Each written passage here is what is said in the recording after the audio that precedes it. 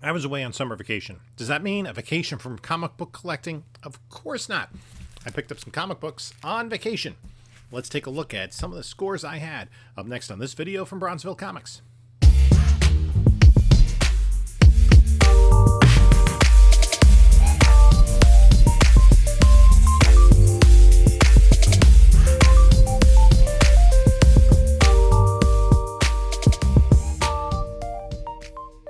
Hey there, panelologists. This is Jim from Bronzeville Comics coming to you with another video. Before we get started, please like, comment, subscribe, do all that great stuff. Follow us on other social media. Instagram at Bronzeville_comics. I'm also on Whatnot at Bronzeville_comics. We do sales generally Monday nights at 10 p.m. Eastern Time. A special sale tonight, Tuesday, August 16th at 10 p.m. Eastern Time. There is a link in the description. If you're not yet signed on to Whatnot, you can get $10 off your first purchase. It doesn't have to be with me. If you use the link in the description to sign on to Whatnot, take a look, see what it's about. There are a lot of great comic book dealers and deals to be had. Also, in the description is a link to my eBay store as well as a link to my email. Any questions, anything you're interested in, just hit me up. Feel free. Anyway, so I went on vacation this past week with the family, and usually we've been lucky the last couple of years that this year the weather was really nice. It was a little cool, but the weather was really nice. We went up to Maine. Water was cold. Water temperature on Saturday was 62 degrees. But there was only one day of bad weather, and that was rain on Friday, so we decided to do some antique hunting. There are a number of antique stores and multi-dealer shops, and some of them have comic books. A lot of comic books that aren't so great, and unfortunately, there was a store that we had been to last year, a comic collectible store that seemed to be closed. It wasn't open like the times that we went past it, and we would go past every once in a while, going to have dinner or go to mini golfing or something, and it never seemed to be open. And two of the antique stores, multi-dealer shops, were both closed. And I had scored comics at there the last couple of years, so that was kind of sad to see. We did go to a few places. Now, for the most part, the books were priced somewhere in the area of fair market value, and sometimes the condition wasn't commensurate with the cost of the books. So there were a bunch of interesting books that I just passed on because I felt that they were more expensive than what I wanted to pay for them. And you'll see, I'll show you a video here of me looking through. So yeah, here we have, these are some of the boxes. So you see some, Silver Age books. But as you're flipping through, most of this stuff was like, $15 for mid-grade Silver Age books. I didn't immediately spy anything of key significance in there. These are books that probably are worth somewhere in the $5 to $10 range, even though they are books from the 50s. So that's kind of what, that was kind of typical of a lot of the stuff. Either that or it was newer stuff that, your typical Valiant and overprinted 90s books. Now, some of the books, oh, this is so bad. One of the places, actually there's more than one place, had books that were not bagged and boarded. And they had stickers directly on the comic books. So just bypass those altogether. I did pick up a few things, these were, for $2.50, newsstand, Man of Steel 19. These I got for less than $1 at the last place we went to. They were non-bagged and boarded. I picked out like 5 books. Lady Rawhide #1. I believe that's an Adam Hughes cover, is it not? No, that's and again, these are kind of mid-grade. That's Mayhew. This Supergirl. And World's Finest #1.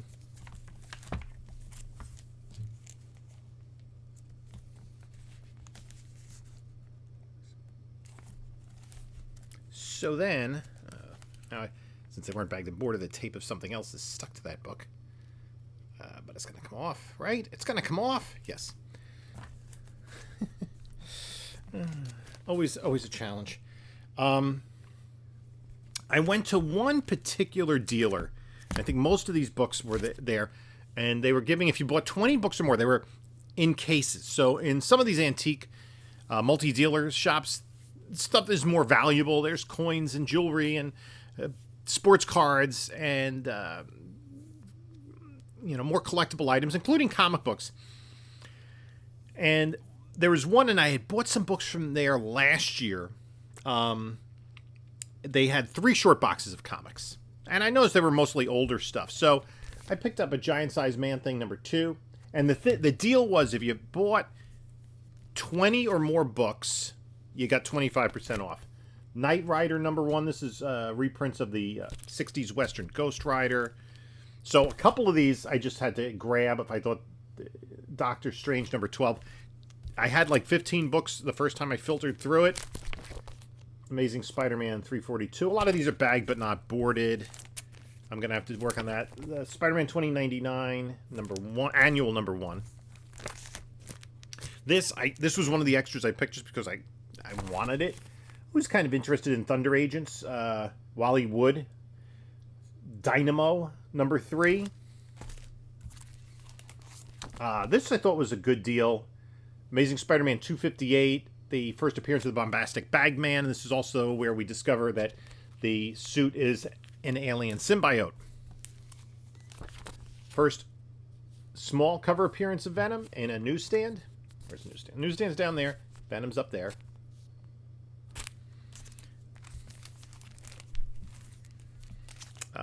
This one I like. I paid decently for this, but I've been picking this book up, and this is 25% off.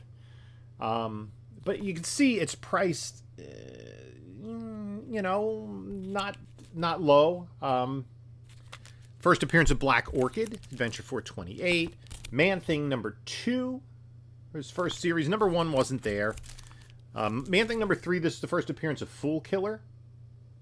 That's in nicer shape than #2. And this was another one I picked up afterwards, just because it was a 10-cent Strange Adventures. Was that #68? So I thought that was a decent buy. Another McFarlane ASM book. Had a few of those. This one I think I have to change out the bag and board, but this is in really nice shape. This could be a 9/8 contender possibly. Take a closer look at that. Spider-Man 2099 #1, and that's one of the ways, things that I was looking for, books that have taken off, let's say in the last year, since these were probably priced. ASM 209, this is the first appearance of Calypso, who I'm pretty sure we're soon going to see in the Craven movie. 304, more McFarlane. 305, McFarlane. And then there were some, these were cheaper books. Michael Turner Fathom, #2. I think that's the second series of Fathom. High Republic, this is the Halloween giveaway. I've gotten a bunch of those. This one, this is a book I picked up a lot. First appearance of Checkmate.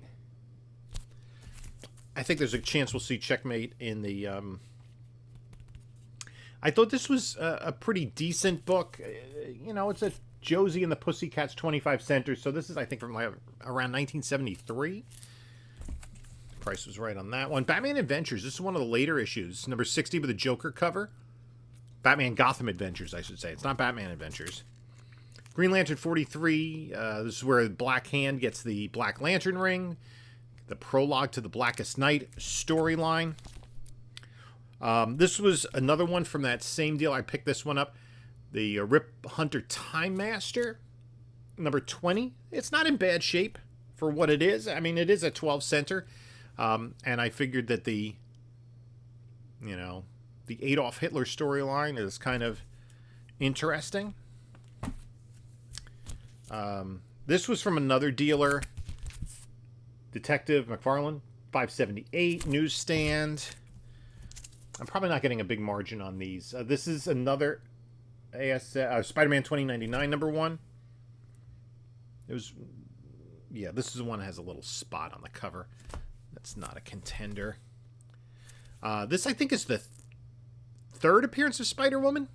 She still has the old costume with the full headgear on. Oh, this one I thought was a really good pickup. Thor 225. First appearance of Firelord. They had it graded as a very good to find. Ripple from moisture. Rippling for moisture. That, I took this out. There's maybe a little bit of a stain near the spine, but the rest of the book is pretty sharp. And that rippling is exceedingly pressable. So I thought that was a really good pickup. This looked great on the front, little fold on the back. Miller Daredevil. Adam Hughes Supergirl. Micronauts #1. This also had a little bit of damage on the back. I wasn't looking at the back. I don't really for books that are like in the $10 range. Last Jim Lee on X-Men. This classic cover. The kiss between Rogue and Gambit. Another classic cover. This is $3, so that's no brainer. Betty and Veronica at the beach. $3.50. Neil Adams.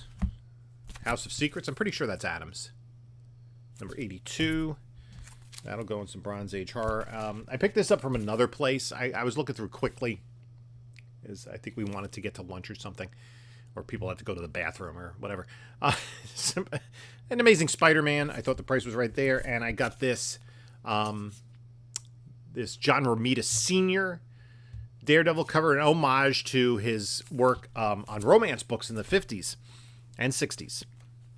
And then, as I was going through the dealer that had the 3 short boxes, my wife walked by, and she's like, "Find anything?" And I pointed to this book because the price was ridiculous.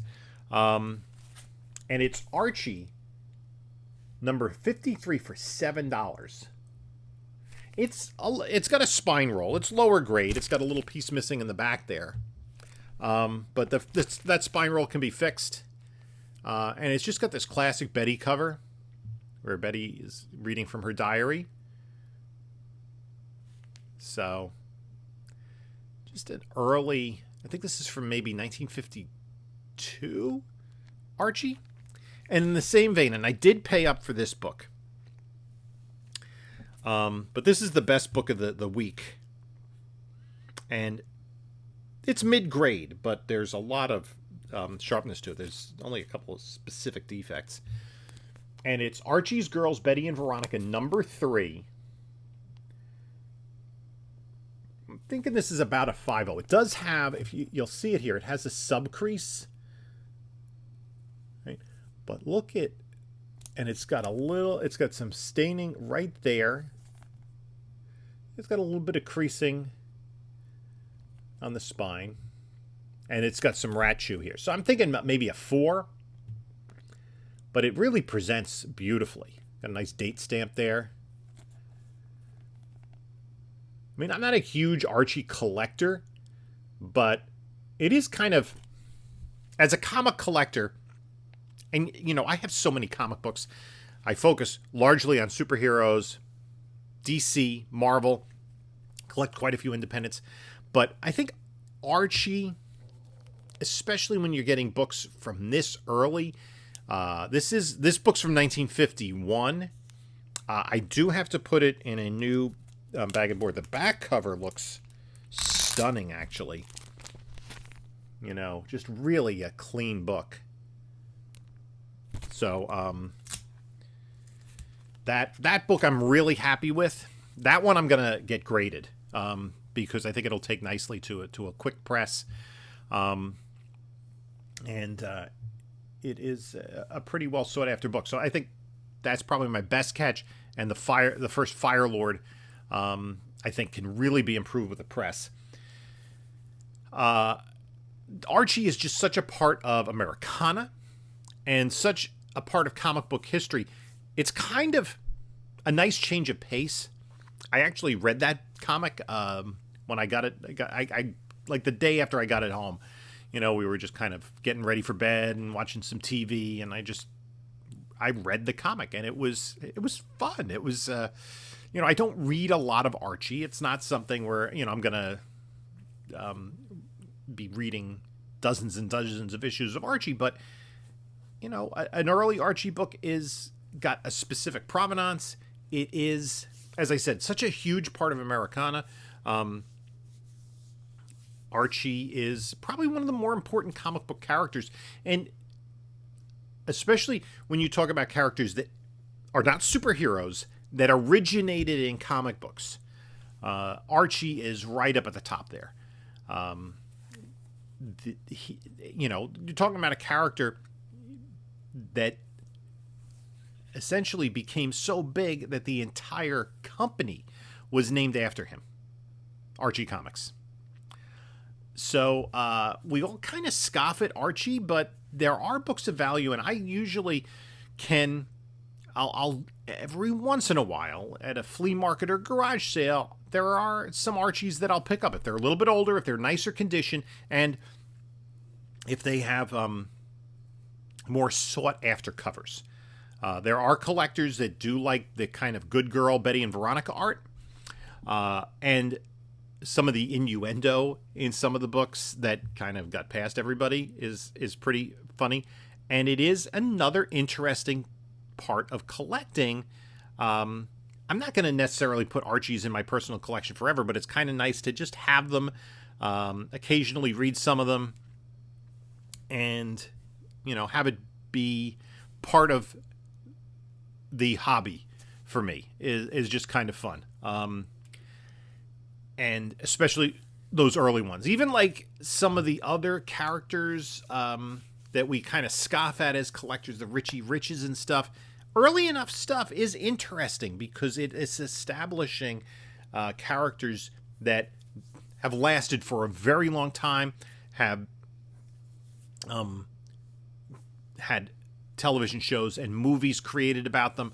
Archie obviously had the cartoon in the late 60s, the Riverdale TV series recently on the CW. So Archie's been an important part of popular culture. So anyway, long story short, that is my experience on vacation looking at antique stores. The goods weren't, the haul was not as good as 2 years ago.